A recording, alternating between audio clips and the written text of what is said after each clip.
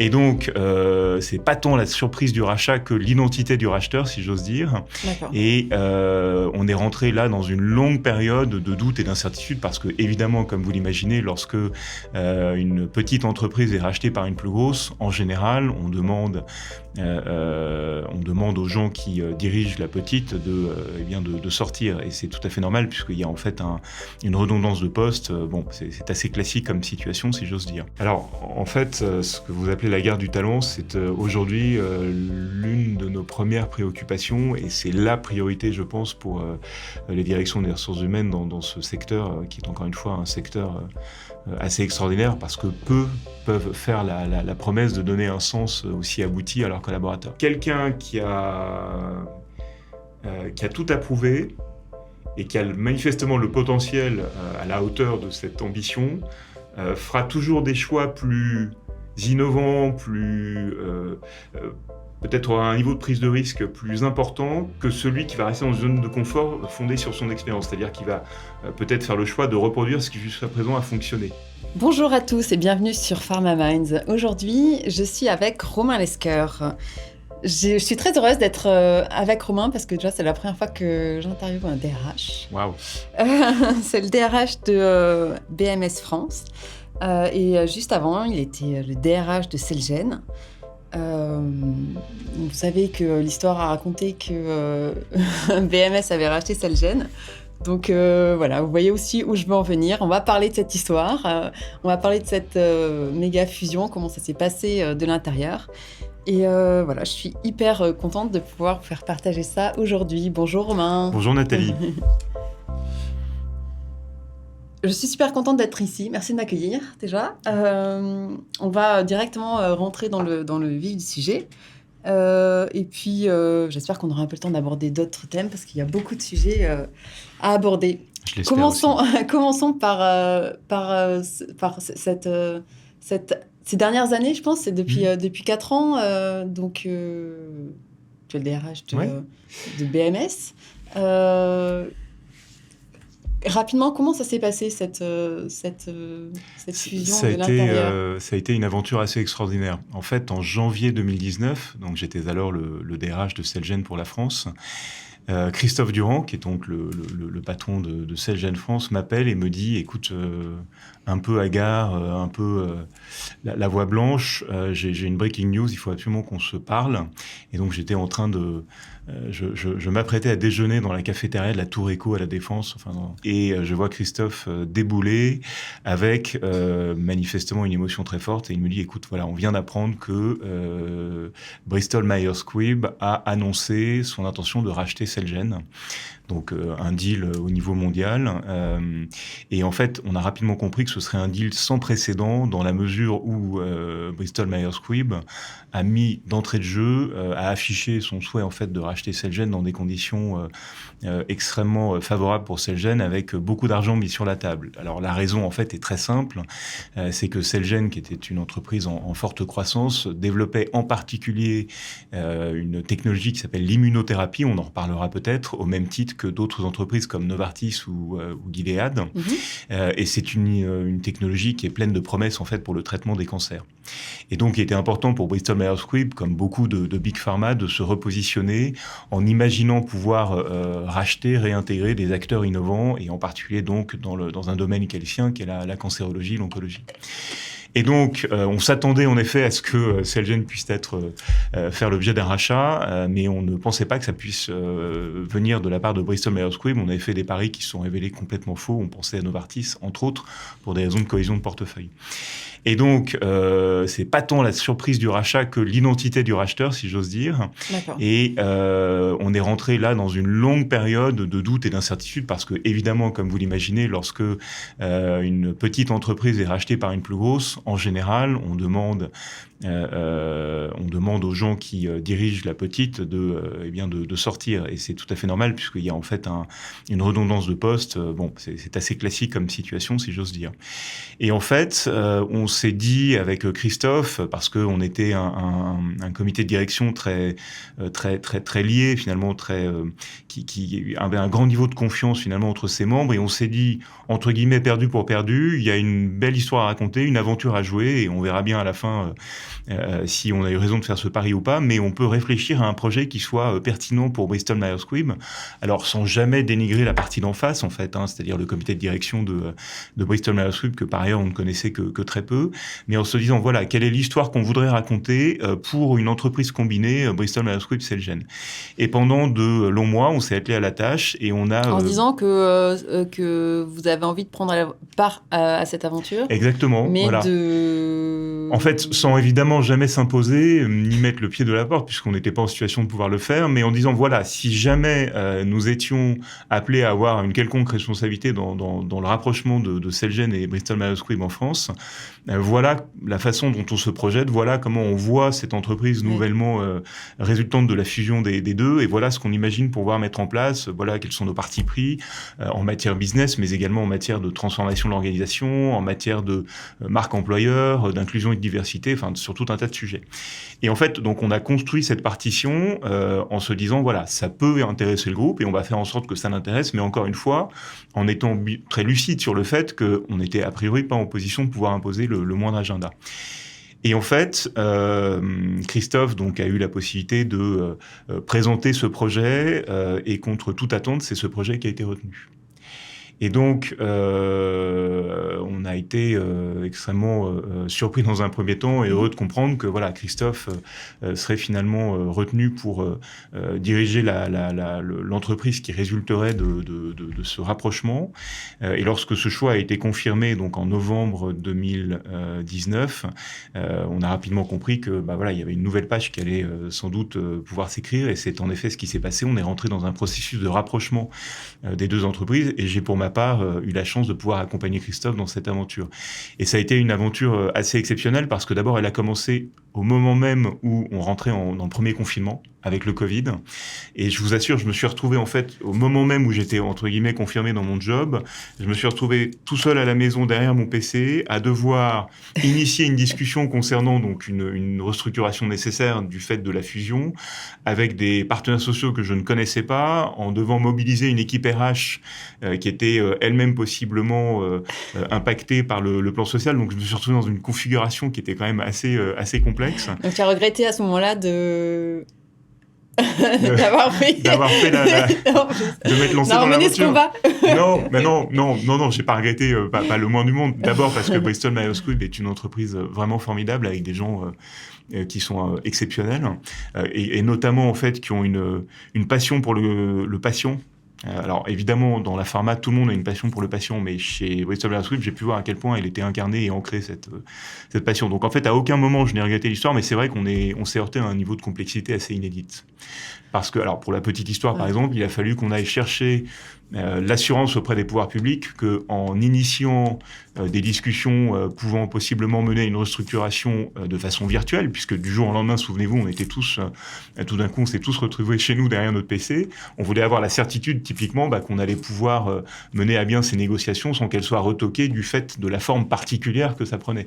Voilà, donc c'est ce genre de difficulté auquel on s'est heurté. Et puis vous imaginez bien que de devoir légitimer finalement une nouvelle équipe, alors pour partie parce que Christophe, avec beaucoup de talent, a su composer une équipe qui était en partie composée d'anciens de Celgene, mais également et surtout en partie d'anciens de Bristol Myers Squibb. Il fallait quand même imposer une légitimité pour cette nouvelle équipe, et ça n'a pas été simple de le faire dans le cadre de ce premier confinement. Mais ça a été une aventure extraordinaire, et à titre personnel, j'ai eu le sentiment d'apprendre en quelques mois ce qu'on apprend en principe dans le cadre de 10 ans de carrière, je pense. D'accord, incroyable. Est-ce que j'aimerais revenir sur ce point, ce moment où en fait, qu'est-ce qui a penché en faveur de votre je sais pas, ces plans, en gros, de votre stratégie? Est-ce que qu'est-ce qui a penché? C'était des personnes? C'était là où vous vouliez emmener le groupe? C'était Non, je pense que alors ce ne sont pas tant les personnes ou la stratégie qu'on a pu comment dirais-je, évoquer et mettre en perspective. Je pense que ce qui a été déterminant, c'est la cohésion du comité de direction côté Celgene. C'est-à-dire qu'on a fait valoir, je crois, la cohésion d'un pack, un peu à la manière d'une équipe de rugby, vraiment des gens qui fonctionnent en confiance et qui... et on a pris le temps de construire cette confiance chez Celgene, elle n'est pas venue du ciel, c'est vraiment Christophe qui a pris le temps de mettre en œuvre pendant les 2-3 ans qui ont précédé, alors de façon assez classique, ce qu'on appelle finalement une high performing team, mais on est vraiment arrivé à un niveau de cohésion, je pense, assez rare pour un comité de direction, et c'est ça qui, je pense, a d'abord et avant tout fait la différence. La qualité des personnes était... ça se sentait, quoi. Ça se voyait, ouais, ça se cette sentait. cohésion, oui. La qualité des personnes, elle était vraiment bonne des deux côtés. C'était pas le sujet. Le sujet, c'est la cohésion d'une équipe de direction qui était en mesure de montrer, en fait, parce qu'elle fonctionnait de façon optimale, une capacité à mettre en œuvre un plan de transformation d'ampleur, je pense, rapidement et avec efficacité. Je pense que c'est ça qui a fait la différence, en fait. Il y avait des gens très très bien, et il y a toujours des gens très très bien chez Bristol Myers Squibb, et j'espère qu'aujourd'hui on continue à l'incarner, mais c'est pas la qualité des gens qui a compté. C'est l'équipe, cette dimension d'équipe, je pense. Et on a eu la chance de trouver encore une fois une entreprise avec des gens extrêmement investis, un potentiel absolument énorme, et notamment en fait un potentiel du fait de la combinaison des deux entreprises. C'était ça le pari. Alors aujourd'hui, il est encore un peu tôt pour dire si ce pari a été gagné ou pas, mais il y avait une complémentarité assez classiquement des portefeuilles, mais également à mon sens des équipes qui donnait tout son sens à ce projet de rapprochement, en fait. D'accord. Et on l'a vu au cours des 3 dernières années. D'accord. Et c'était aussi peut-être une marque de confiance pour la croissance, parce que c'est le petit hyper innovant qui prend un lead. Oui. Mais oui, c'est quelque chose d'osé, ça reste quelque chose de très osé. Oui, non, mais c'est vrai que du côté de Bristol Myers Squibb, il y avait aussi la volonté très louable de se dire que, voilà, peut-être que... Alors, d'abord, ça n'a pas été le cas dans tous les marchés du groupe, c'est-à-dire que dans la plupart des autres pays, c'est assez classiquement l'équipe de Bristol Myers Squibb qui a pris le lead sur les différents marchés, et c'est bien normal. Nous avons été une exception pour les raisons que j'ai développées, et c'était aussi pour un marché qui est un marché d'importance pour le groupe. Nous sommes le 4e marché du groupe en chiffre d'affaires, une manière, entre guillemets, peut-être expérimentale de montrer qu'en effet, on pouvait aussi mettre en avant les compétences et les qualités qu'on prêtait aux dirigeants de Celgene, qui sont l'entrepreneurship, une certaine flexibilité, une capacité à oser, pour en effet conduire une transformation d'ampleur dans un pays clé pour le groupe. Je pense qu'il y avait aussi un peu ce parti de pris. Les irréductibles Gaulois, quoi. C'est ça, les Gaulois réfractaires, c'est ça. Et du coup, comment ça se passe en termes de culture à ce moment-là ? Alors, c'est toujours un peu la tarte à la crème, la culture, parce que d'abord, je crois que sur le sujet, il faut être extrêmement humble. Arriver en disant « je vais changer la culture », ça ne marche pas, parce qu'une culture ne se décrète pas, elle est la résultante finalement d'habitudes et d'un climat, finalement, d'habitudes prises et d'un climat mis en place. Ce que nous avons essayé de faire, et le groupe... C'était quoi le ratio en termes de nombre de personnes ?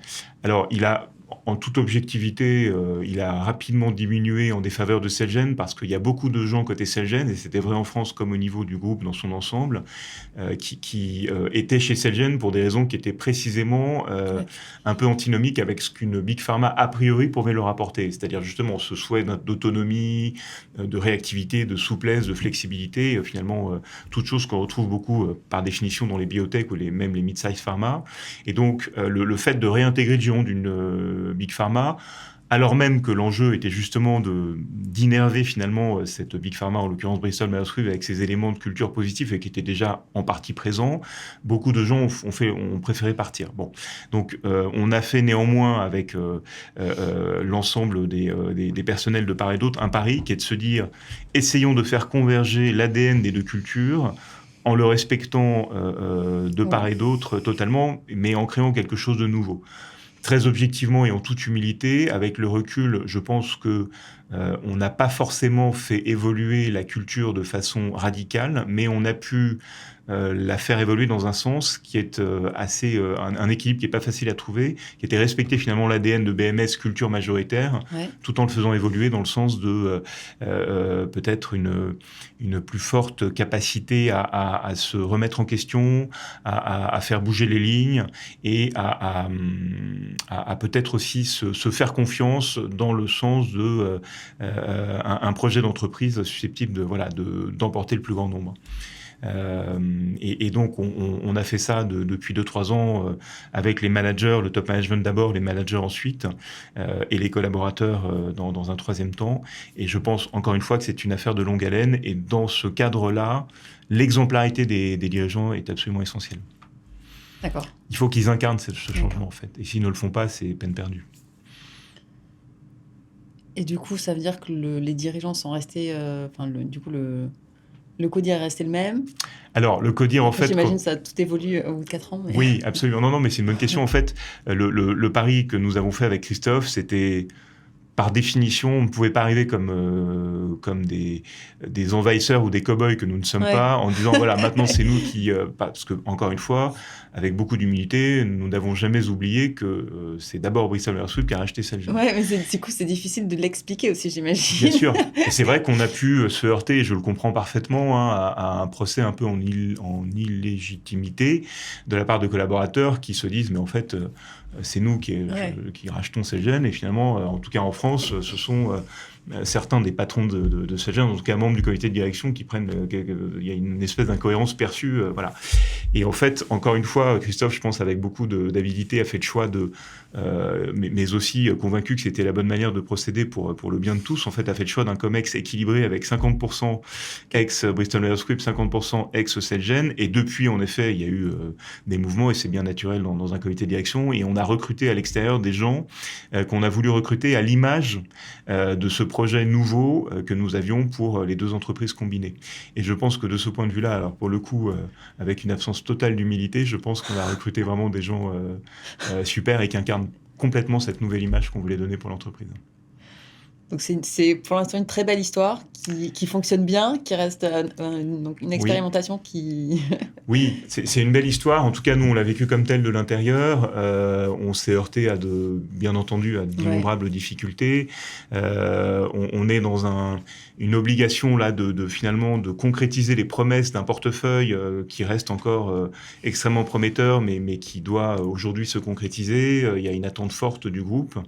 Et je réalise à quel point racheter un portefeuille, c'est nécessaire, mais ça n'est pas suffisant pour concrétiser les promesses que par ailleurs il incarne. Il faut vraiment que tous ces enjeux culturels puissent suivre. Et c'est vrai que de ce point de vue-là, la France et d'autres marchés hors US ont été, je pense, des laboratoires d'expérimentation souvent performants et souvent en avance de face par rapport au reste du groupe. Maintenant, c'est le reste du groupe qui doit se réorganiser pour pleinement être dans cette logique de nouvelle entreprise biopharmaceutique que l'on cherche à constituer en fait en France. Est-ce que ton avis, c'est de dire en fait ce modèle permet aussi de garder une souplesse et de mieux répondre aux enjeux c'est du tout le pari qui a été fait initialement. C'était en fait de marier une big pharma avec une longue histoire, une histoire avec un certain nombre de performances incroyables, une identité reconnue dans un certain nombre d'aires thérapeutiques, l'oncologie, la cardiologie, l'immunologie, et de le mêler en fait avec une biotech, ou en tout cas une ex-biotech, plutôt une size pharma, mais qui avait encore une histoire très récente, et en effet des partis pris qui étaient culturellement clairement en faveur de l'entrepreneuriat, si j'ose dire, ou plutôt de l'intrapreneuriat, la capacité à innover, à faire bouger les lignes, à pas s'enfermer dans des silos, et à espérer qu'en effet le mix prenne. Ça n'a pas été simple, encore une fois, et je pense qu'aujourd'hui, on peut faire un bilan qui est un bilan satisfaisant, mais on peut aller encore beaucoup plus loin dans des enjeux de transformation culturelle, mais qui, de toute évidence, vont prendre du temps. Parce qu'encore une fois, ça ne se décrète pas, ça ne se fait pas en un claquement de doigts, et c'est profondément l'ADN de la boîte qui, dans un temps long, doit évoluer pour, en effet, nous rendre, performants au regard des enjeux business que nous avons. On a parlé de l'immunothérapie tout à l'heure, on a des enjeux très très forts dans le domaine de l'oncologie, et en fait on a beaucoup aujourd'hui de produits en lancement. On a un portefeuille qui est extrêmement riche et on a un potentiel très très fort. Il faut vraiment que la culture soit au rendez-vous pour encore une fois maximiser les promesses de ce portefeuille. Et côté RH, ça se matérialise comment alors ? Qu'est-ce que ça veut dire ? Alors d'abord, les RH, c'est une, on aura sans doute l'occasion d'en reparler, c'est une fonction qui est souvent appréhendée de façon mystérieuse par les collaborateurs. C'est-à-dire qu'ils se disent, mais qu'est-ce que font ces gens? Alors, ils savent vaguement qu'on peut avoir un rôle à jouer dans un certain nombre de situations. Parfois, ils le craignent. Parfois, au contraire, ils vont chercher à aller chercher notre appui, notre regard. Et dans tous les cas, ils n'ont pas forcément un rapport très naturel avec la fonction. C'est bien normal en réalité parce que finalement, à quoi sert une fonction RH? Elle est d'abord et avant tout là pour permettre à chacun des collaborateurs de donner le meilleur de lui-même. Voilà. Et en fait, ça paraît évident dit comme ça, mais dans un secteur d'activité comme le nôtre, l'industrie pharma, dans lequel la qualité des profils est absolument essentielle, c'est-à-dire qu'on a des gens qui sont en général très diplômés, très instruits, qui ont des têtes bien faites, c'est vraiment le capital humain qui fait la différence. Ouais, c'est vrai que c'est pas le cas autant dans d'autres secteurs. Enfin. Alors, tous les secteurs sont respectables, mais c'est vrai que dans le nôtre, je pense qu'il y a un vrai facteur différenciant dans la qualité des gens qui sont amenés à travailler pour l'industrie pharma, et il y a un vrai levier par ailleurs de motivation sur lequel il est assez, entre guillemets, non pas facile, mais coutumier de jouer, qui est le sens que l'on donne en fait à notre activité chaque jour. Et c'est vrai que pour une fonction RH, c'est un vrai plus de savoir que les gens se lèvent le matin en se disant « je vais contribuer à sauver des vies humaines et je suis là pour transformer la vie des patients ». Et ça, c'est un vrai plus qui nous permet aussi en tant que fonction d'avoir un impact sans doute encore différent de celui qu'on peut rencontrer dans d'autres secteurs peut-être plus où il n'y a pas autant de sens possiblement à donner au travail des collaborateurs au quotidien. Et particulièrement pour répondre à votre question, la fonction RH a connu donc la tempête qu'a été la crise pandémique. Il a fallu en fait que l'on continue à délivrer nos objectifs business, que l'on accompagne les collaborateurs, que parfois on accompagne, ce qui a été le cas pour Bristol Myers Squibb et Celgene, un rapprochement, une fusion, des restructurations, le cas échéant, dans un contexte qui était un contexte absolument inédit. En fait, on a vécu une espèce d'apocalypse, tous, mais ça s'est particulièrement matérialisé dans le cas de la fonction RH, parce que comment voulez-vous accompagner des collaborateurs à distance ? Comment voulez-vous identifier leurs difficultés, leur éventuel mal-être, ou au contraire leurs envies, leurs passions, à travers un écran ? Pendant de longs mois, en fait, on a dû surenchérir en termes de capacité à déchiffrer, parfois d'interprétation, de surinterprétation des envies des collaborateurs, des craintes éventuelles des managers. Et dans le cas que nous avons connu, qui est celui d'une fusion et d'un rapprochement d'entreprise, on a, je pense, connu un niveau de complexité qui était complètement dingue, quoi, en fait. Et honnêtement, on y a laissé beaucoup d'énergie. Il y a beaucoup de professionnels des ressources humaines qui se sont retrouvés un peu au bord du burn-out, ou en tout cas avec une très grosse fatigue en 2022, parce qu'on avait beaucoup tous, et c'est pas spécifique pour le coup à notre secteur, beaucoup donné, je pense, beaucoup.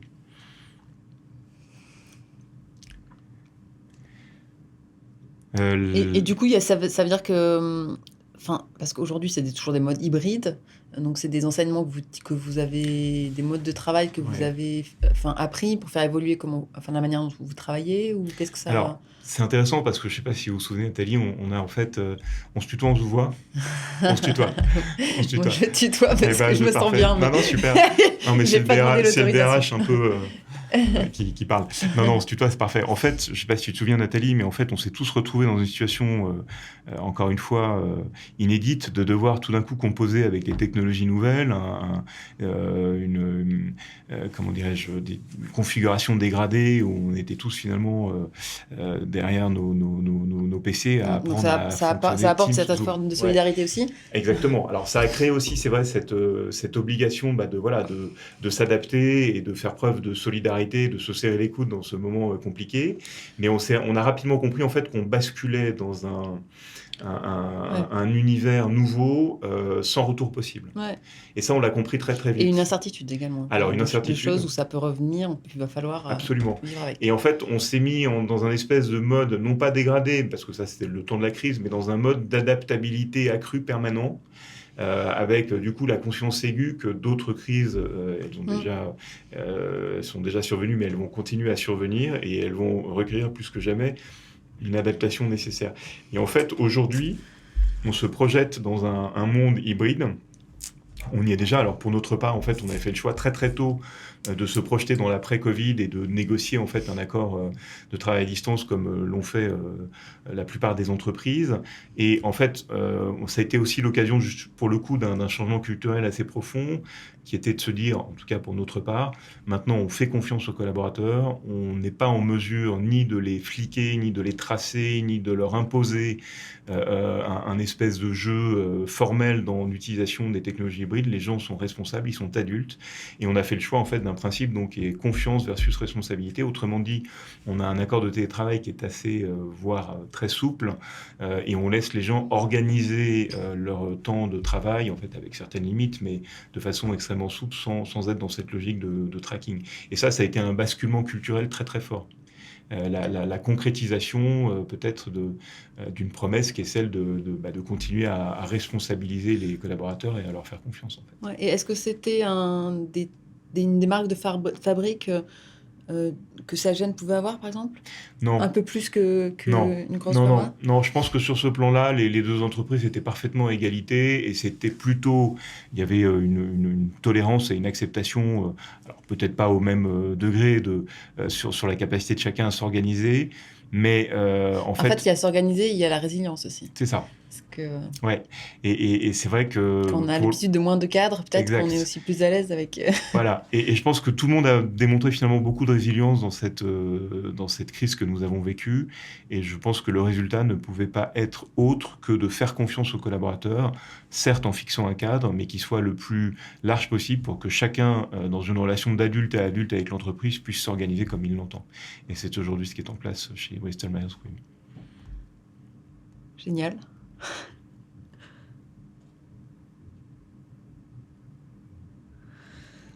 On parlait effectivement, il y a du sens dans la pharma. Est-ce que c'est un sujet en gros, je sais pas, c'est la guerre des talents, la compétition en fait entre les labos finalement, parce que ok, après, il y a des talents qui peuvent travailler dans tous les secteurs, mais il y en a qui sont quand même assez limités à la pharma. Du coup, le marché est petit, mais Oui. il est dynamique. Oui. Comment Absolument. ça se passe? Comment un DRH aujourd'hui le vit dans ce monde d'aujourd'hui en fait? Ouais. Alors, en fait, ce que vous appelez la guerre du talent, c'est aujourd'hui l'une de nos premières préoccupations, et c'est la priorité, je pense, pour les directions des ressources humaines dans ce secteur, qui est encore une fois un secteur assez extraordinaire, parce que peu peuvent faire la promesse de donner un sens aussi abouti à leurs collaborateurs. Et c'est par ailleurs, vous l'avez dit, un petit secteur. Alors, il a ses spécificités, ses caractéristiques comme tout secteur, mais il présente, comme beaucoup d'autres secteurs, je pense, un caractère assez consanguin, dans la mesure où on a affaire à des profils qui sont très spécialisés, qui sont très qualifiés, et sur des aires thérapeutiques qui, de plus en plus, sont restreintes, au sens où beaucoup de labos ont choisi de se repositionner sur la médecine de spécialité, avec quelques aires thérapeutiques qui aujourd'hui sont clés pour l'ensemble de l'industrie. Je pense notamment à l'oncologie, par exemple. Bon. Et donc, dans ce cadre-là, la guerre des talents, en fait, elle ne se fait plus sur la promesse d'un portefeuille, même si nous, par exemple, typiquement, chez Bristol Myers Squibb, et il y a d'autres entreprises concurrentes, naturellement, qui peuvent s'en prévaloir, on a un beau portefeuille. En réalité, il faut aller plus loin. Et la guerre des talents, elle se fait vraiment dans la capacité à proposer aujourd'hui un projet de carrière. Et un projet de carrière, c'est la possibilité en fait à mettre le collaborateur qu'on recrute, quels que soient ses choix et ses préférences par ailleurs, dans une possibilité de développement. Alors ça peut être dans le poste, mais ça peut être au sein de l'entreprise, qui le satisfasse et l'épanouisse. Et c'est ça l'enjeu en fait. Alors c'est trivial, mais c'est ça l'enjeu aujourd'hui, et c'est ce à quoi les entreprises doivent absolument s'atteler. Et c'est la raison pour laquelle on développe en fait aujourd'hui tout un tas d'actions autour d'un concept clé qui est la marque employeur. La marque employeur, c'est la capacité pour une entreprise à maximiser l'expérience du collaborateur en interne et l'attractivité de la marque, donc institutionnelle, vis-à-vis de l'externe, et notamment vis-à-vis des candidats potentiels. en montrant en fait quels sont ses partis pris en matière d'engagement citoyen, en matière de RSE, en matière d'inclusion, de diversité, pour que le choix de l'entreprise ne soit pas seulement, dans notre secteur, celle d'une aire thérapeutique ou en tout cas d'un savoir-faire dans tel ou tel domaine, mais vraiment un choix de carrière correspondant à des valeurs fortes. D'accord. Et donc, c'est notre capacité à communiquer autour de ces valeurs et surtout, au-delà de la communication qui ne peut être que formelle, à les incarner et à les faire vivre sur un temps long. Et ça, c'est un challenge passionnant, mais d'une très très grande complexité. Aussi complexe parce que vous êtes dans une entreprise globale. Absolument. Alors, c'est intéressant parce qu'on est... Ça ne veut pas dire la même chose. Non. En fait, ouais, c'est ça. C'est-à-dire qu'on est une entreprise, nous, américaine. Hein, donc, moi, je suis DRH de la filiale française d'un groupe américain qui est encore une entreprise très américaine, très ethnocentrée, très US-centrique, et qui est justement dans cette phase que d'autres plus grandes entreprises de la pharma ont connue avant. Je pense à Novartis, par exemple. Je l'ai vraiment connu lorsque j'y étais, qui sont vraiment dans cette phase d'internationalisation, c'est-à-dire en fait de réduire la dépendance vis-à-vis du chiffre d'affaires US, qui représente encore une majorité du chiffre d'affaires pour l'ensemble du groupe, 60%. Et à un moment donné où l'incertitude et les contraintes sont grandissantes partout dans le monde, mais également aux États-Unis, ce qui était peut-être pas forcément le cas jusqu'à présent.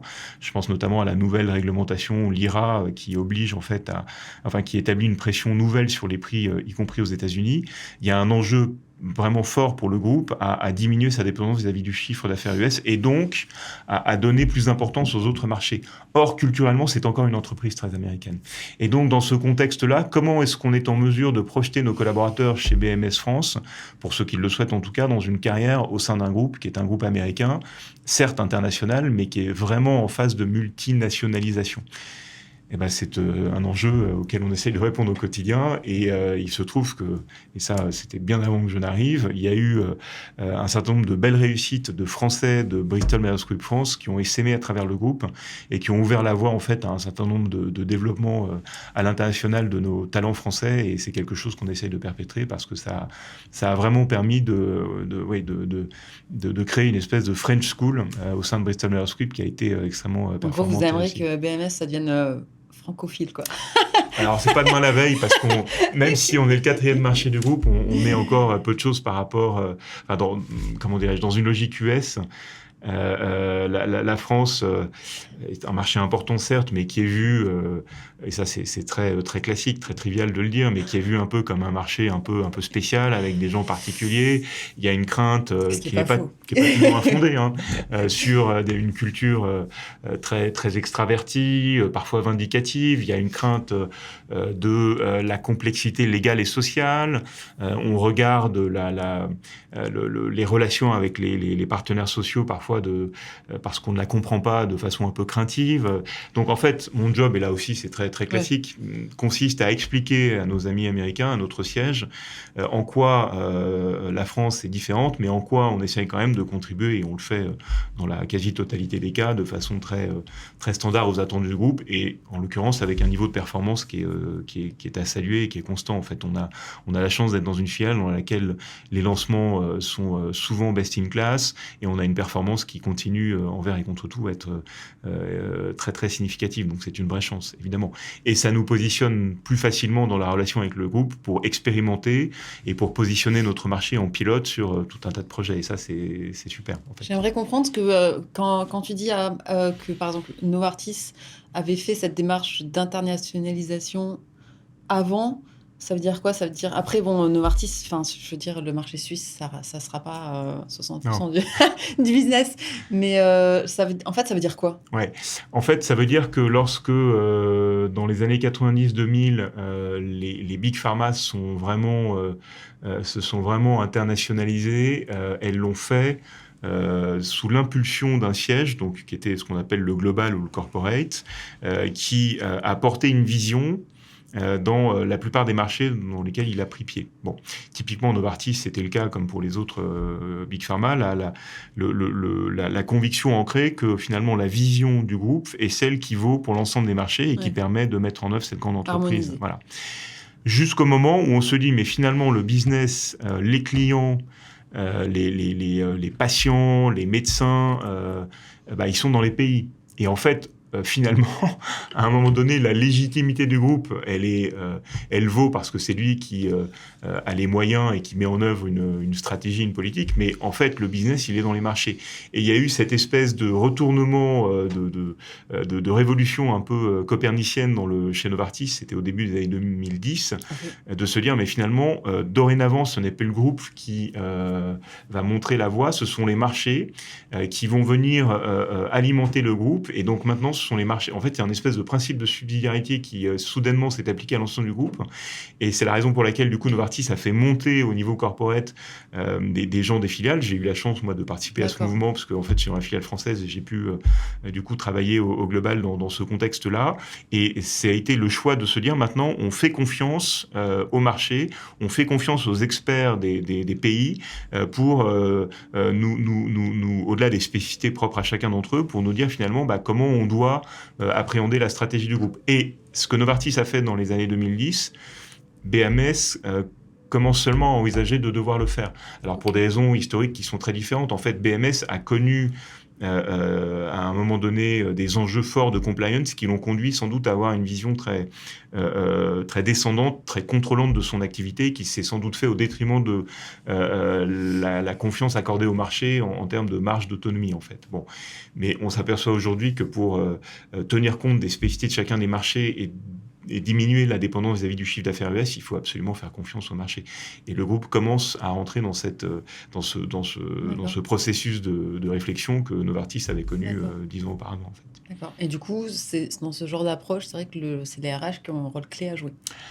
Alors, c'est d'abord et avant tout le business et je pense les collaborateurs qui sont au quotidien avec les médecins. Mais c'est vrai que nous, notre rôle, il est d'accompagner, d'expliquer le changement, de lui donner du sens et d'être un peu les gardiens du temple dans le bon équilibre à trouver dans une transformation. Le bon équilibre, c'est entre les intérêts d'une organisation dans son ensemble et puis les intérêts propres à chacun des collaborateurs. Et c'est vrai que cette espèce de Graal à trouver, c'est un peu l'enjeu pour une direction des ressources humaines, et c'est un horizon qui n'est jamais atteint en réalité. Mais c'est ce qui nous fait courir littéralement à longueur de journée. Et dans ce cadre-là, en effet, on a ce rôle à jouer. Et c'est la raison pour laquelle la relation de confiance avec la direction est absolument clé. Une direction des ressources humaines ne peut pas fonctionner sans avoir une relation de confiance, et en particulier le DRH doit absolument avoir une relation de confiance privilégiée avec le patron, le directeur général, ou selon les organisations des boîtes dont on parle. Mais voilà, la charnière DG-DRH, elle est absolument essentielle. Et moi, j'ai eu la chance, depuis maintenant de nombreuses années, de travailler donc avec Christophe Durand, que je connaissais depuis nos années communes chez Novartis, puisque en fait, vous étiez bébé. Exactement. Professionnellement, depuis que j'étais bébé. Et en fait, je suis rentré, moi, chez Novartis pour m'occuper de la gestion des carrières, du talent management. Et donc, il y avait aussi la prise en compte des collaborateurs dits à potentiel. Tout le monde a du potentiel, mais c'est vrai que les entreprises pharmaceutiques, et elles ont raison de le faire, investissent particulièrement sur les collaborateurs qui présentent d'évidence un grand potentiel. Et parmi ces collaborateurs à potentiel, on avait parlé d'un certain Christophe Durand, qui à l'époque occupait des responsabilités de direction marketing au sein d'une franchise. Et on a été amené à faire connaissance, et rapidement, il y a une confiance entre nous qui s'est établie, qui nous a permis d'être efficaces dans ce qu'on entreprenait, les projets, les choses qu'on a eu à gérer ensemble. Et lorsque j'ai retrouvé Christophe, par hasard, lorsqu'il a été nommé le patron de Celgene France, dont j'étais le DRH, ça a été une grande joie d'abord de se retrouver, parce que c'est quelqu'un vraiment d'exceptionnel sur un plan humain, et de pouvoir remettre en œuvre notre mode de fonctionnement qu'on savait être opérant parce que fondé sur cette grande confiance. Et c'est ce qui nous a permis aussi de conduire l'aventure du rapprochement entre Bristol Myers Squibb et Celgene. Ouais, de se connaître par cœur, de s'apprécier professionnellement, du coup d'être, j'imagine, capable de se dire les choses franchement. Alors, de se dire les choses franchement, et ça, c'est vraiment une grande chance. Et de se faire confiance. Absolument. Alors, je pense que c'est un attribut du DRH d'être, entre guillemets, le bouffon du roi. C'est-à-dire, vous savez, dans la culture médiévale, c'est celui qui dit tout au roi et qui a le privilège de pouvoir le faire parce que son statut le lui permet. J'ai un peu, moi, ce privilège-là. Et Christophe le sait, en fait. On a cette relation de confiance qui, au-delà du statut privilégié du DRH, me permet de lui dire les choses. Mais surtout, on se comprend vite.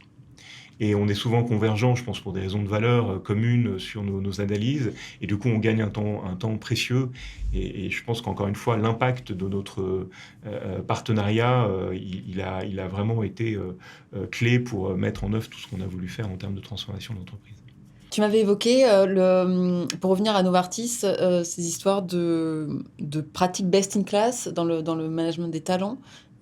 C'est la formation, c'est les Ouais. programmes, Alors moi, qu'est-ce que... dans chacune des entreprises pharmaceutiques dans lesquelles j'ai eu la chance de travailler, chacune avait fait un choix de se positionner sur un des enjeux RH en se disant on va être best in class dans tel ou tel sujet. Chez Novartis, c'était clairement le talent management. Le talent management, qu'est-ce que c'est? C'est encore une fois la volonté pour une entreprise de développer ses collaborateurs au mieux des intérêts conjoints de l'entreprise et du collaborateur en question quant à ses aspirations de carrière, et de s'en donner les moyens. Et de ce point de vue-là, Novartis était clairement best in class, c'est le mot, sur d'abord les processus d'évaluation des collaborateurs, donc ce qu'on appelle le processus de management de la performance, le processus d'évaluation du potentiel des collaborateurs. Et par ailleurs, c'est une entreprise qui se donnait les moyens de pouvoir faire aboutir le développement de ses collaborateurs avec des programmes de développement ciblés, des programmes, je dirais, dans toutes les directions possibles pour permettre un développement optimisé des collaborateurs, et surtout le choix optimisé de collaborateurs auxquels on fait le pari de faire confiance alors qu'ils sont encore très jeunes. Ouais. Et particulièrement, donc c'était la politique de la boîte, on a fait chez Novartis, à la fin des années 2000, début des années 2010, et ça continue à être le cas depuis, des choix très audacieux, si j'ose dire, de promouvoir, par exemple, à des postes de responsabilité, des patrons de BU, des patrons de franchise, des gens qui sont encore très jeunes, avec l'idée qu'on mise plus sur leur potentiel que sur une expérience avérée. Là aussi, c'est très trivial de le dire comme ça, mais ce pari s'est révélé, en tout cas dans l'expérience que j'ai eue au cours de mes années chez Novartis, j'y ai passé 10 ans, s'est révélé systématiquement gagnant. Des gens C'était en France ou partout? Alors, c'était partout, et c'est vrai que là aussi, la France était un peu un laboratoire. Alors, pour une raison très simple, c'est que Éric Cornu, qui avait été le patron de la France, avait ensuite des responsabilités au niveau Europe, et il était assez promoteur de cette idée de se dire on fait des paris sur les jeunes, et voilà, et de, entre guillemets, nous couvrir dans la prise de risque que cela représentait. Et on a fait des paris qui se sont révélés gagnants. Quelqu'un comme Thibaut Victor Michel, qui est aujourd'hui le patron de Novartis en France, très tôt, on a fait le pari réussi gagnant de lui donner la responsabilité d'une franchise. C'est quoi l'intérêt? L'intérêt, c'est de se dire que, quoi qu'il arrive, quelqu'un qui a tout approuvé et qui a manifestement le potentiel à la hauteur de cette ambition, fera toujours des choix plus innovants, peut-être à un niveau de prise de risque plus important que celui qui va rester dans une zone de confort fondée sur son expérience. C'est-à-dire qu'il va peut-être faire le choix de reproduire ce qui jusqu'à présent a fonctionné. On a besoin dans notre industrie, qui est par définition une industrie d'innovation, de faire des paris qui vont au-delà de l'innovation scientifique, dans des choix business, dans des partis pris humains. Et moi, mon expérience me prouve que des gens qui sont jeunes et qui ont tout approuvé feront des paris plus audacieux que des gens arrivés, assis, et qui vont reproduire à tort ou à raison l'expérience du passé. Et ça a été systématique. Dans le cas, je citais l'exemple de Thibaut Victor Michel, je me souviens il avait eu une approche très innovante en ophtalmologie du rapport entre finalement les médecins prescripteurs et puis les représentants de l'entreprise dans leur diversité pour appréhender au mieux certains enjeux business spécifiques. Il a été extrêmement innovant, et entre guillemets, cette audace, elle s'est répercutée dans tous les choix de jeunesse qu'on a pu faire. Alors Christophe, on est aussi un peu l'illustration, en tout cas quand il était chez Novartis, on lui a fait confiance très tôt aussi au sein de l'oncologie, et il a pu innover comme un certain nombre de ses pairs. Et ça, c'était vraiment un parti pris, donc voilà, de développer des gens à potentiel et de leur donner les moyens de leurs ambitions, qui s'est vraiment révélé gagnant. Aujourd'hui, des gens comme Michel Joly, comme Patrice Zagamé, qui ont été des patrons absolument extraordinaires et très très inspirants, je pense, ont aussi repris cette politique-là et l'ont menée dans chacune de leurs entreprises et de leurs aventures entrepreneuriales à son maximum. Et du coup, si c'est quelque chose de déterminant, est-ce que c'est quelque chose que d'autres entreprises font? Eh ben, pas forcément. Ou est-ce que même Novartis continue à le faire parce que les gens changent Alors, je ne aussi, suis plus chez les Novartis, dynamiques mais d'entreprise changent je aussi? pense que ça reste très très fort dans l'ADN de l'entreprise. Ce que j'ai pu constater dans d'autres entreprises, et pas seulement dans celles dans lesquelles j'ai travaillé, mais également en parlant avec des confrères des RH, c'est que on est encore dans une entreprise qui survalorise la dimension technique, l'expertise. Et moi, je me bats pour expliquer qu'en fait, on a beau être dans une entreprise, enfin dans un secteur d'activité, pardon, dans lequel l'expertise est clé, il faut d'abord aller chercher les qualités humaines d'un leader avant d'aller chercher son expertise. C'est très trivial, c'est écrit dans tous les bouquins de management. On fait l'erreur, et c'est particulièrement vrai en France, de promouvoir des gens sur la base de leur expertise, en s'imaginant qu'ils vont être des grands leaders ou des grands managers. Et l'expérience prouve que c'est pas parce que vous êtes un grand médecin, un grand vendeur, que vous allez être un bon manager. Le management, le leadership, c'est autre chose. Et c'est très compliqué de faire passer ce message a priori trivial auprès de décideurs dans notre industrie, parce qu'ils vont toujours avoir tendance à aller chercher l'expertise scientifique, l'expertise technique, l'expertise de vente ou que sais-je, en se disant que ça va forcément faire d'eux des managers ou des leaders. Eh bien, ça n'est pas vrai. Je veux dire, j'enfonce des portes ouvertes, mais c'est tellement... Mais Non, mais... Oui, mais... c'est des portes ouvertes, mais en même temps, j'ai l'impression qu'elles sont beaucoup fermées. Oui, exactement. Et moi, c'est que j'ai l'impression que c'est un message que j'ai jamais entendu. Ouais, tant mieux, parce que alors du coup, je vais le clamer haut et fort. Un manager et un leader, il a certes évidemment besoin du socle de compétences qui lui permet d'être crédible dans son secteur d'activité, mais ce sont avant tout ses qualités personnelles et ce qu'on appelle en bon franglais les soft skills qui va faire la différence. Et moi, je me suis battu dans ma carrière de DRH pour imposer des gens qui n'étaient pas forcément les premiers en termes de qualification technique, d'expertise, mais qui de toute évidence avaient ce plus qui fait d'eux des leaders futurs. Et l'expérience l'a souvent, en toute humilité, l'a souvent confirmé. Et c'est très compliqué, encore une fois, dans une industrie où l'expertise scientifique est prééminente, de faire passer ce message-là. Or, ce message, il est clé. Il est clé pour le business. Absolument. En plus, parce que du coup, Absolument. c'est... Puis, après, tout le monde s'y retrouve. La marque employeur, je veux dire, si c'est incarné de cette manière... Absolument. Absolument. Et en fait, Patrice Zagamé disait quelque chose de très vrai, il le dit toujours d'ailleurs, hein, et moi j'ai retenu cette leçon, sans que ce soit forcément spécifique à la pharma, on recrute sur des compétences, et malheureusement souvent on doit se séparer des gens pour des raisons qui ont trait à leur comportement. Ce qui est la preuve en creux que l'essentiel, évidemment, encore une fois, il faut avoir le socle de compétences, mais c'est sur les comportements, les qualités intrinsèques de leader ou de manager que vous avez, que vous allez faire la différence pour ces postes en fait, de direction dont on parle. Bon, super intéressant. J'ai envie de parler d'un sujet qui est un peu l'opposé, c'est peut-être l'emploi des plus âgés, des seniors. Ou un sujet qui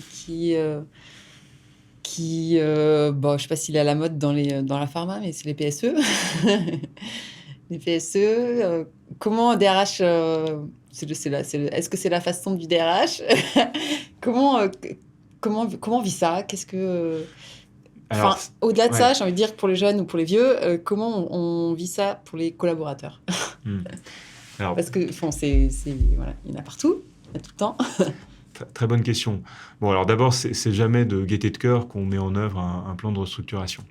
Un plan de restructuration, un plan de sauvegarde. Il n'y a pas de jugement. Non. Mais dans ma question, c'est vraiment pas du jugement, c'est juste une observation que comment on fait pour évoluer dans ce secteur quand ça se passe comme ça. C'est une réalité. Oui, bien sûr.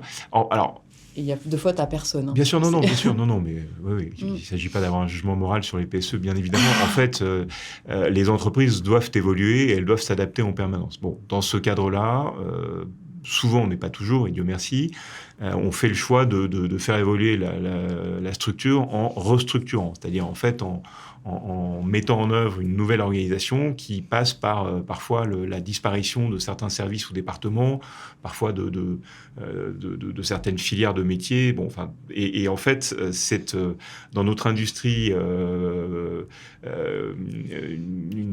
un passage nécessaire pour pouvoir en fait s'adapter aux enjeux qui sont de plus en plus, comment dirais-je, dont la temporalité est de plus en plus réduite. Hein. Les changements stratégiques et les enjeux liés à l'innovation sont sur des cycles qui sont de plus en plus courts et qui donc obligent à une adaptation permanente. Et dans ce cadre-là, le PSE est un outil d'adaptation. Alors, quand on a dit ça, il faut naturellement, d'abord pour des raisons qui sont légales, en France, le législateur, comme vous le savez, est très présent et il a pensé de façon particulièrement élaborée la façon dont on doit accompagner dans le cadre d'un PSE les collaborateurs, et c'est tant mieux. Mais au-delà de ces aspects légaux et de respect de la loi, il y a aussi un aspect social et humain. On a une responsabilité en tant qu'employeur d'accompagner au mieux les collaborateurs qui sont concernés par un PSE. Alors, il se trouve que chez Bristol Myers Squibb, je ne sais pas si on doit s'en réjouir, mais il y a en fait, il y a une certaine expérience de l'évolution des organisations et donc parfois des restructurations qui fait que on sait accompagner les collaborateurs au mieux. Et d'une façon générale, il faut qu'on soit lucide et qu'on n'ait pas de langue de bois dans notre industrie pharma. On est un secteur qui est confortable, on a de la chance de pouvoir aussi générer des profits qui nous permettent du coup d'être à la hauteur de cette responsabilité sociale et d'accompagner les collaborateurs dans la plupart des cas de façon extrêmement responsable. Et c'est tant mieux, et il faut naturellement que ça puisse durer. Pour autant, ça n'est jamais de gaieté de cœur qu'on le fait, et il y a un vrai sujet en effet entre les personnes impactées qui sont encore pleinement employables, qui sont bankable comme on dit en mauvais franglais, et qui sont donc encore souvent jeunes, et les collaborateurs qui ont un certain niveau de seniorité, pour lesquels la remise en question, la remise en mouvement et peut-être l'envie de se projeter dans un ailleurs n'est pas aussi simple.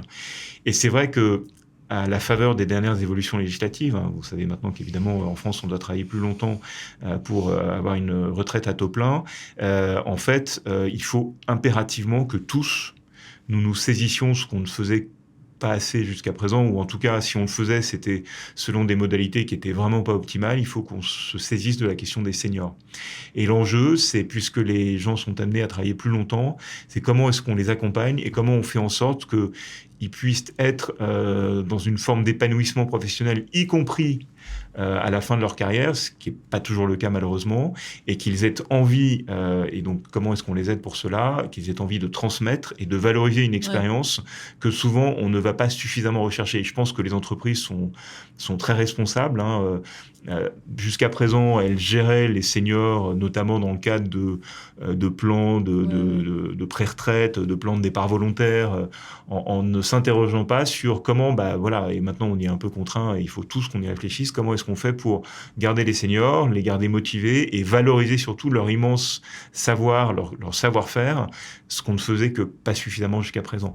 Et ça suppose d'abord que, en effet, on puisse être aidé par le législateur et au-delà d'avoir repoussé l'âge à la retraite, il faut qu'il y ait un certain nombre d'incitations qui nous aident, mais surtout que les entreprises, indépendamment d'un support de législateur, s'en saisissent et se disent maintenant, on fait drastiquement évoluer notre culture vers une culture dans laquelle les seniors ont toute leur place, ils sont reconnus et on puisse peut-être du coup réfléchir de façon créative à aménager leur fin de carrière.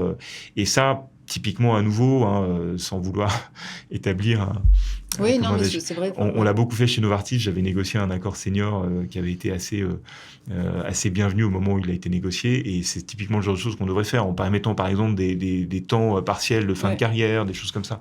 Il y a plein de choses à faire et il faut vraiment qu'on s'en saisisse chez Bristol Myers Squibb comme ailleurs. Je pense que c'est aujourd'hui un impératif absolu. Merci d'avoir bien voulu répondre.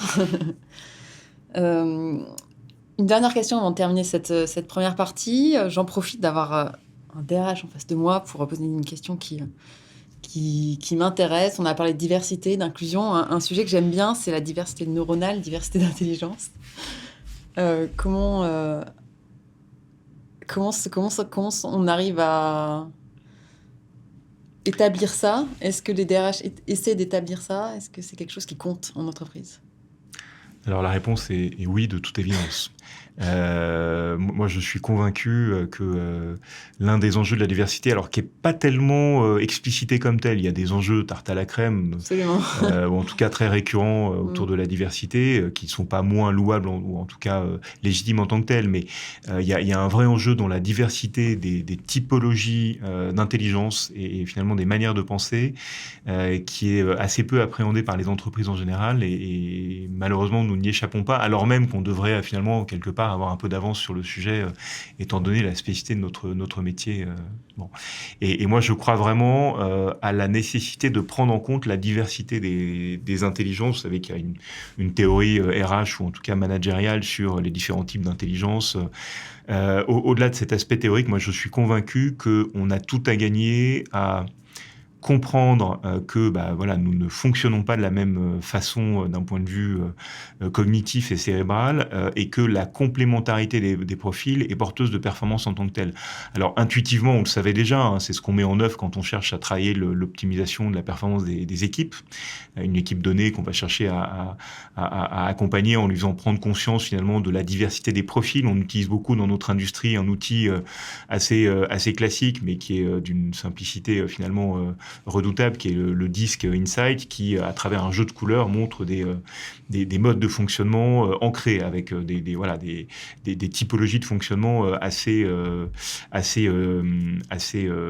différentes. Alors, ça reprend en fait un outil qui s'appelle le MBTI et qui est également très performant. Mais au-delà de ces aspects théoriques, je pense qu'on a vraiment intérêt à pousser plus loin la réflexion et à accepter d'abord cette diversité de fonctionnement, parce que on a trop tendance dans les entreprises à favoriser les profils extravertis, par exemple, ou les profils qui vont s'imposer au détriment peut-être de la richesse de ce que peuvent apporter des profils moins forcément charismatiques ou leaders. Et ça, il y a un vrai travail à accomplir chez les entreprises pour prendre en compte cette diversité. Alors, le comment reste encore largement à défricher, au-delà des outils que j'ai pu évoquer. Et je pense qu'en fait, la première chose à faire, et qu'on va chercher à faire chez nous, et qu'on devrait faire, à mon sens, partout ailleurs, c'est de sensibiliser les managers à cette diversité et à la réalité de cette diversité. Ouais. Parce qu'en fait, on le dit... Oui, et parfois on le sait même pas, si c'est quelqu'un de vraiment très loin de nous, C'est ça. on a parfois du mal à... Et en plus, comme les managers ont tendance à valoriser, c'est très humain, hein, ce qui leur ressemble, leur Absolument, propre ouais. mode de fonctionnement, ça ce qu'on ne comprend, se, quoi.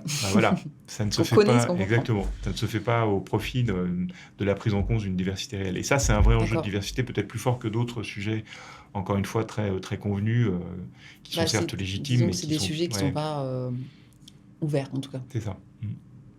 Qui ont un rôle à jouer, je pense, en termes Mm. de RH. Merci. Pour continuer, j'aimerais aborder des questions un peu plus personnelles. J'aimerais Ok. savoir déjà si est-ce que la RH, c'est une vocation pour toi? Alors, pas du tout. En fait, moi, je suis arrivé dans ce métier par effraction, si j'ose dire. En fait, moi, je suis diplômé d'une école de commerce, j'ai une licence en droit par ailleurs, et j'ai commencé dans le marketing, en l'occurrence dans le marketing de la grande conso, parce que j'étais convaincu, en sortant de mon école de commerce, que c'était l'endroit où je devais aller, alors par conformisme, bon, et quand on est jeune... on a besoin de certitude. Et donc, j'ai commencé dans ce domaine-là. Et en l'occurrence, j'ai travaillé chez un géant des détergents allemands qui s'appelle Henkel, qui est un concurrent de Procter & Gamble. Et j'ai travaillé dans le secteur des assouplissants. J'ai fait ça pendant 2 ans et c'était une école absolument exceptionnelle pour comprendre comment fonctionne un marché, comment analyser la performance d'une marque, quels sont les attributs stratégiques d'une marque, comment est-ce qu'on peut influencer la part de marché, établir des relations performantes avec les équipes de vente. Enfin, c'était une super école. Mais très honnêtement, au bout de 2 ans, je me suis dit, c'est pas possible. Enfin, dans les problématiques de machine à laver et d'assouplissant, je me suis dit au secours. Et j'ai choisi à ce moment-là de basculer dans le conseil, parce que précisément, ça avait un peu bousculé mes certitudes sur le choix d'un métier. Et le conseil est la meilleure manière de ne pas avoir à choisir, en tout cas pas immédiatement. Et donc, le conseil m'a donné l'opportunité d'avoir un certain nombre d'expériences sectorielles très diversifiées. J'ai eu la chance de travailler dans des secteurs aussi divers que les télécoms, la grande distribution, le luxe, l'armement, la métallurgie. Et en fait, je suis d'abord rentré sur des problématiques marketing, et à l'occasion d'une mission, j'ai découvert les ressources humaines. Et j'ai trouvé ça absolument passionnant. Et j'ai décidé, à la suite de cette mission, de me spécialiser d'abord comme consultant et ensuite, à titre de choix de carrière, dans les ressources humaines. Parce que j'ai vraiment trouvé cette dimension d'accompagnement des équipes, de travail sur le capital humain, absolument, mais vraiment, vraiment passionnant. Et donc, mes dernières années de conseil ont été consacrées au conseil spécifiquement autour des ressources humaines. Et ensuite, quand il a fallu réintégrer l'industrie, parce que je ne me voyais pas continuer à faire du conseil toute ma vie, j'ai eu l'opportunité d'entrer chez Novartis. Je n'avais pas d'expérience de la pharma en tant que telle, mais Novartis recherchait donc un talent manager qui avait une expérience de consultant pour justement procéder à une espèce de réingénierie des process de gestion de carrière notamment. Et c'est comme ça que j'ai eu l'opportunité d'intégrer Novartis. C'était en 2007 et j'ai adoré cette boîte. J'ai adoré la fonction RH de l'intérieur, donc côté entreprise. J'ai vraiment trouvé ça passionnant et ces années-là ont été structurantes dans ce que je suis devenu professionnellement. Ça a vraiment été des années absolument exceptionnelles. L'entreprise, comme on a pu l'évoquer tout à l'heure, se donnait les moyens de devenir, et elle est devenue best in class, notamment en termes de talent management. Elle faisait une grande confiance, et elle fait toujours une grande confiance à la fonction RH, et elle lui a donné une place stratégique bien avant beaucoup d'autres entreprises. Et donc ça a été un moment particulièrement positif de ma carrière. Et donc, voilà, pour répondre à ta question, je suis arrivé par effraction dans le métier. Et c'était quoi, du coup, exactement qui te plaisait? C'était... En fait, c'est pas forcément, encore une fois, visible pour les collaborateurs, toujours visible pour eux, mais nous sommes vraiment au cœur du réacteur. Parce que par définition, dans une entreprise, et en particulier dans l'industrie pharma, on l'a déjà dit, ce qui fait la différence, c'est la qualité des personnes. Et donc, par définition, les ressources humaines sont au cœur des réflexions de choix des personnes, de recrutement, de choix que nous devons faire pour développer tel ou tel, de modalités d'accompagnement des collaborateurs en général quant à leur choix de carrière. Et ce faisant, en fait, on est à 360 degrés dans l'ensemble de l'entreprise. On est par définition très proche des problématiques business dans telle ou telle franchise, business unit ou aire thérapeutique. On est au cœur des problématiques managériales et des enjeux stratégiques de l'entreprise. Et finalement, la crise du Covid a conforté la fonction RH dans ce rôle essentiel, d'abord pour faire face à la crise pandémique en tant que telle, mais également pour être vraiment à la conjonction des enjeux de l'entreprise, parce que plus que jamais, on a pris conscience que le capital humain était essentiel pour la performance et la réussite des boîtes, en fait. Ouais, c'est la base, mais ça fait du bien Ouais, parfois. non, mais c'est encore une fois sans doute quelque chose qui apparaît évident, mais surtout dans le sens, encore plus dans le sens du monde du travail aujourd'hui, quoi, qui est très fragmenté, morcelé. Oui. Voilà, enfin, c'est vrai que parler de projeter sa carrière dans une seule entreprise, c'est quelque chose qui aujourd'hui est très compliqué. C'est clairement pour moi une époque révolue. Ça ne veut pas dire qu'il ne faut pas être fidèle et loyal à une entreprise. Et au contraire, il faut chercher à s'inscrire le plus longtemps possible. Ouais. Mais il faut être lucide sur le fait que les aléas justement et le raccourcissement des cycles, quels qu'ils soient, les cycles business, les cycles humains, les cycles de développement, les cycles de carrière, font que souvent c'est dans la capacité à pouvoir rebondir et à s'inscrire dans la réalité d'autres entreprises qu'on permet de faire face à ce nouveau paradigme du changement continuel. Je l'approuve pas, hein, je le constate simplement, et en tant que DRH, en effet, permettre aux gens de développer leur employabilité, c'est une priorité. Est-ce qu'on y arrive? Pas toujours, hein, pour être tout à fait honnête, on peut toujours faire mieux sans doute en matière de développement de l'employabilité des collaborateurs, mais c'est vraiment un enjeu clé. Peut-être un aspect que je voudrais développer par rapport à ta question. Encore une fois, la fonction est très peu comprise, très peu vue, très peu connue.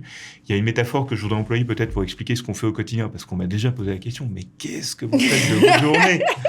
Alors, ce à quoi je Vous nous réponds, regardez travailler. c'est ça. Ce à quoi je réponds en rigolant, qu'on lit l'équipe et qu'on joue aux cartes. Mais en général, les gens ne comprennent pas cette blague qui est assez triviale. En fait, ce qu'on fait, c'est qu'on passe notre temps. Je ne sais pas si tu connais le Bureau des légendes, la série bien connue. On est un peu, toutes choses égales par ailleurs, un peu dans ce trip-là, c'est-à-dire qu'on passe notre temps à désamorcer des bombes avant qu'elles n'explosent. Et donc, le fruit de notre travail n'est pas toujours visible, puisque par définition, on a permis aux bombes de ne pas exploser. C'est lorsque malheureusement la bombe explose, alors c'est une métaphore, hein, bien sûr, que malheureusement on vient nous voir et on nous demande, souvent à raison, des comptes. Mais en fait, notre job, c'est de déminer en permanence des problématiques qui sont parfois cruciales pour l'entreprise, mais qui ne sont pas visibles par la majorité des collaborateurs. Et il y a pour nous, évidemment, un enjeu de confidentialité que chacun comprendra et qui est une vraie qualité recherchée d'ailleurs quand on travaille dans les ressources humaines, qui fait que on n'est pas toujours en mesure d'expliquer toujours de façon très claire ce que l'on fait, ou en tout cas d'expliciter plutôt les sujets confidentiels sur lesquels on travaille. Et ça entretient un peu cette frustration de se dire mais qu'est-ce que ces gens-là font au quotidien. Les leaders et les managers évaluent plus parce qu'ils ont une relation plus quotidienne avec nous, ce que l'on fait et la valeur ajoutée de la fonction. Encore une fois que je crois les dernières années ont largement conforté. Donc c'est pas simple. Et du coup, nous, en tant que professionnels des ressources humaines, on doit avoir une juste distance avec les collaborateurs parce que on peut être, et c'est notre vocation première, en tout cas, c'est celle qui me motive dans l'idée et le souhait de vouloir développer les collaborateurs. Moi, c'est ce qui me fait me lever le matin concrètement. Mais on peut être aussi amené à avoir un rôle difficile, qui est le rôle de prendre ou d'accompagner plutôt des décisions de sortie, de recadrage, parfois des sanctions disciplinaires, et ce double rôle, donc cette espèce de profil à la Janus, là, il n'est pas toujours compris et il est souvent craint par les collaborateurs qui, et c'est bien normal, on le comprend, n'arrivent pas finalement à normaliser la relation avec les professionnels des ressources humaines au sein d'une entreprise. Et c'est la raison pour laquelle on se doit d'avoir cette distance qui n'est pas toujours simple à gérer, parce que si on est trop investi émotionnellement dans la relation avec un collaborateur, à un moment donné, on fera mal notre job. On ne fera pas les bons choix en termes de développement, de choix de carrière, où on ne sera pas en mesure, malheureusement, parfois, de prendre les décisions qui doivent s'imposer en termes de recadrage, de sanctions disciplinaires, voire de sortie. Donc, il faut toujours qu'on ait cette discipline-là de distance, de juste distance avec les collaborateurs, ce qui n'est pas toujours simple, parce que parfois, on a envie d'être très proche d'eux et de pouvoir être affectivement investi dans la relation, mais c'est malheureusement pas possible. Et moi, du coup, ce que je recherche quand je recrute quelqu'un dans l'équipe RH, c'est un équilibre personnel. C'est la clé. Parce que alors c'est pas simple à détecter, mais quand vous faites ce job, il faut absolument avoir les pieds sur terre et être équilibré à titre personnel, parce que vous avez de fait un pouvoir qui vous est conféré par la boîte. Et si vous n'utilisez pas de ce pouvoir avec beaucoup de recul, d'humilité et de tempérance, ça peut faire des dégâts assez considérables.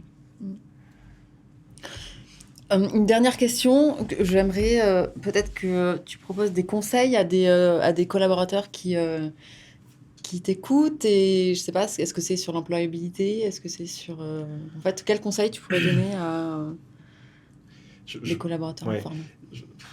Alors c'est difficile en matière de conseils de ne pas être très convenu, mais je pense qu'il y a... Alors le premier conseil, c'est de toujours rester soi-même. C'est ce qui est pas simple en réalité. Surtout dans le monde de l'entreprise où beaucoup de gens font le choix de porter un masque en fait et de pas être eux-mêmes. Je pense que c'est pas tenable sur le temps long. Et en réalité, ce qu'on va aller chercher chez un collaborateur quand on le recrute, c'est vraiment sa personnalité intrinsèque, profonde. Et donc, il faut vraiment être soi-même en entreprise. Et je pense qu'une entreprise qui est performante, c'est une entreprise dans laquelle il y a un bon climat. Et un bon climat, c'est avant tout une entreprise qui permet à des gens d'être eux-mêmes. Et donc, c'est-à-dire créer un climat de confiance, permettre aux gens de prendre la parole sans crainte d'éventuelles représailles, qui est un travail qui est vraiment pas simple à conduire, qu'on a essayé de conduire avec Christophe dans les entreprises dans lesquelles on a eu à œuvrer ensemble. Donc c'est être soi-même, et parce que c'est intrinsèquement la personnalité de chacun qu'une entreprise va chercher, ou en tout cas qu'elle se doit d'aller rechercher. Ça, c'est le premier point. Le second point, je pense qu'il faut toujours se projeter en sachant que les projections que l'on fait, notamment en termes de carrière, ne se réaliseront peut-être pas. Mais c'est important de se donner un objectif. Qu'il soit atteint ou pas, encore une fois, c'est autre chose, mais c'est important de se dire, OK, de se donner un coup d'avance si on a le souhait de se développer, et encore une fois, il n'est pas illégitime de vouloir rester à son poste et de pas forcément avoir le souhait d'en bouger, mais si on fait le choix de vouloir se développer, c'est important de se dire, voilà, à quoi est-ce que j'aspire à court, moyen et long terme, quitte à ce que les hasards de la vie et les aléas des rencontres ou d'évolution de chacune des personnalités démente en fait les plans initiaux, mais c'est important de se projeter en fait, je pense, parce que sans objectif. Donc ça veut dire 2 postes après, quoi, 1 poste, 2 postes. 1-2 postes, c'est pas mal. 1-2 postes, c'est pas mal. Et très très tôt aussi, de pouvoir se dire de façon... Alors là aussi, c'est susceptible d'évoluer dans un temps de vie qui, par définition, sont de plus en plus longs. Hein. L'espérance de vie, c'est tant mieux, est accrue. Et du coup, le temps qu'on passe au travail également, confère voilà, ce qu'on s'est dit sur la retraite, c'est important de se dire voilà, où est-ce que je me projette et est-ce que aussi d'apporter des réponses assez claires sur des enjeux tels que la mobilité géographique. Est-ce que oui ou non je suis mobile? Quelle est la part que je vais donner à un équilibre de vie qui est très très légitime et qu'on se doit, nous, de pouvoir optimiser pour les collaborateurs de l'entreprise. Et donc, en fait, on en revient au connais-toi toi-même, quoi. En fait, il faut se connaître. Et accepte-toi. Et accepte-toi, absolument. Ce qui n'est pas simple non plus. Mais plus on se connaît, plus on connaît ses limites, ses aspirations, ses valeurs avec lesquelles on ne transigera pas, plus on est à l'aise pour pouvoir construire son propre cadre du jeu et rentrer dans une discussion intelligente avec l'employeur. Voilà ce à quoi j'aspire, voilà ce que je voudrais pouvoir faire. Alors, notre job, c'est de faire en sorte que les aspirations des collaborateurs et les opportunités qu'offre l'entreprise, pas toujours, convergent et de faire en sorte qu'on ait des outils pour permettre cette convergence. Mais le collaborateur nous aidera beaucoup s'il se connaît et s'il est capable d'établir un cadre du jeu dans lequel il est lui-même à l'aise, en fait. Et ça suppose une maturité, en tout cas, voilà, de se connaître soi-même, quoi. Et c'est pas toujours simple. Au moins d'essayer. Merci beaucoup Romain pour cet échange tout à fait sincère et passionnant. J'ai adoré. J'étais ravi. Merci beaucoup Nathalie, merci à toi. Et bravo pour ce que tu fais, c'est super. Merci. À bientôt. À bientôt Nathalie, merci. C'est la fin de cet épisode, mais avant de vous dire à la semaine prochaine, j'ai quelques détails à vous partager. Si vous voulez continuer la discussion avec les invités, vous pouvez aller directement sur LinkedIn. Je vous mets le lien du post dans la description de l'épisode. Si vous souhaitez me contacter pour des questions ou pour proposer de nouveaux invités, le plus simple, c'est de m'écrire directement dans la messagerie de LinkedIn. Ah, et une dernière chose, pour m'aider à supporter ce podcast, vous pouvez mettre 5 étoiles sur Apple Podcast. C'est le plus efficace pour moi. À bientôt!